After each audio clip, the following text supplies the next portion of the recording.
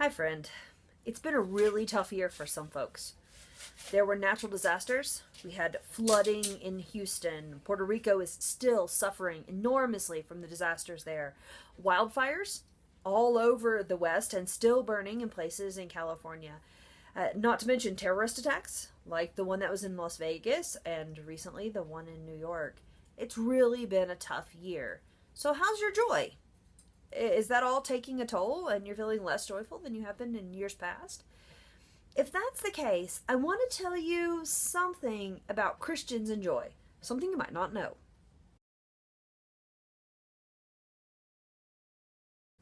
What is it I want you to know? Christian joy isn't based on what's happening right now. In fact, Christian joy is a long view kind of joy. And here's what I mean. When I look around the world, I'm not some pie in the sky fool. I know that life is tough. I know how hard things can be. I know what it means when people don't have enough to eat. I've seen the real life effects of malnutrition. I'm not blind to those things, and you aren't either.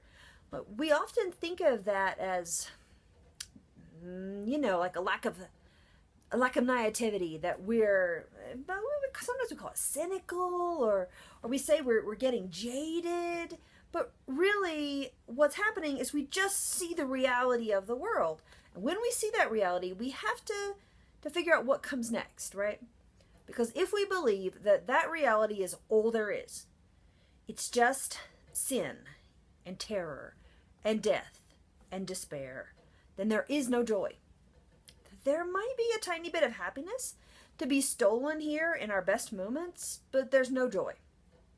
On the other hand, if I have this Christian long view and I can see that today's little joys, like the joy that my children take in opening the presents I prepared for them, or the joy that I have in taking my neighbor out shopping for Christmas, that those little joys are being fulfilled later in God's greater joys. In other words, that God is going to come back one of these days and he's going to set this world to rights. There'll be no more death, no more tears, no more despair. That today's problems, however real and however serious, I don't have to be cynical and I don't have to be despairing, because I am grounded deep in the hope that Jesus is coming back and he's going to make all this better. You know, when the angels came and they spoke to the shepherds, they said this really famous sentence. They said, let me find it here. Oh, here it is. Don't be afraid, for behold, I bring you good tidings of great joy, which will be to all people. For there is born to you this day in the city of David a Savior, who is Christ the Lord. Good tidings of great joy.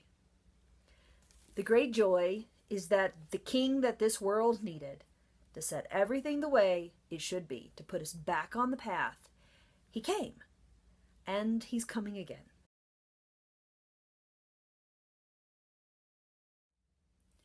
This Christmas season, I am not going to ask you to be happy if you don't feel happy.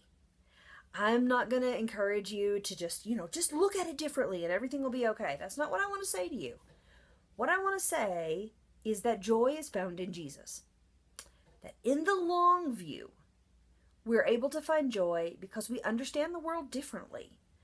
Not as a place that is only now, only terror, only destruction, only despair. But that the reality of all that destruction and despair and death is that it's temporary. That it's today's problems. But my joy is rooted in eternity. So, if you find joy lacking after this really tough year, I encourage you to go back to Jesus, back to the Christmas story, back to the story of his resurrection, back to the story of the early church, and find out where the joy was.